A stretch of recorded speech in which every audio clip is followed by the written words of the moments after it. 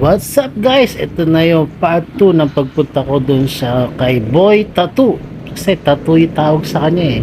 Yun guys, bago tayo pumunta, nandito tayo sa Barangay Hall.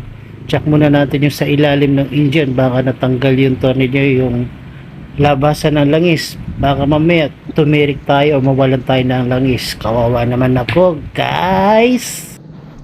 Yun guys, kasi bago ako pumunta sa kanila is nagpa-change oil na rin ako para sigurado yung biyahe natin walang abala o anong tawag nga doon, walang aberya.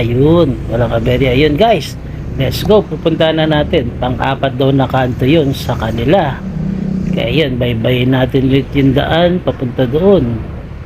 Yun guys, bago pala pumunta sa kanila, makikita mo yun doon sa dulo is may tulay. Yun yung parang ilog ata o sapa ang tawag doon. Yun, liliko na tayo doon sa kanto na yan.